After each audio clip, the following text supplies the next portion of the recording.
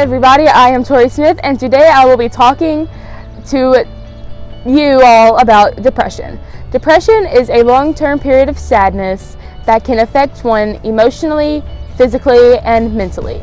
Symptoms that stem from depression are changes in sleep pattern, changes in diet, like if you eat too much or if you are starting to eat less than what you normally did, lack of energy or decreased energy, and one's emotional thoughts of suicide.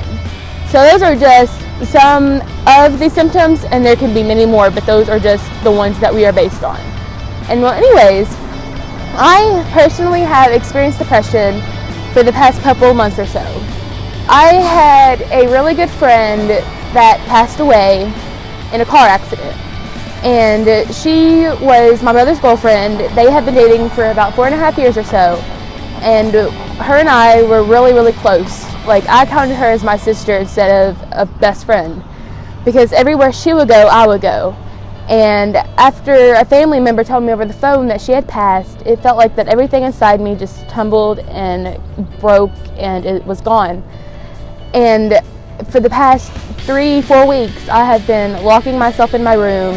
I have been wanting to feel isolated because whenever someone would come in my room, I would kick them out. I would not want them in my room.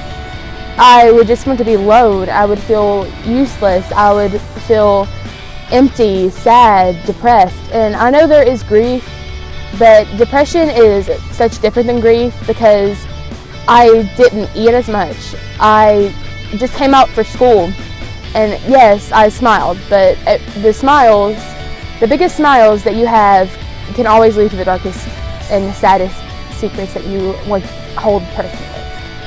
And there are coping methods that have helped me deal with this. I am going to counseling. I do have people to talk to. I do have family and friends that are there for me.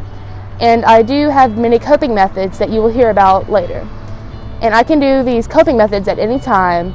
And yes, I did lose a very special loved one that caused me to go into depression. And yes, I have lost lack of energy.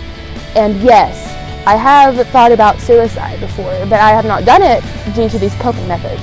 And I know that if I can do it, that you all can do it too.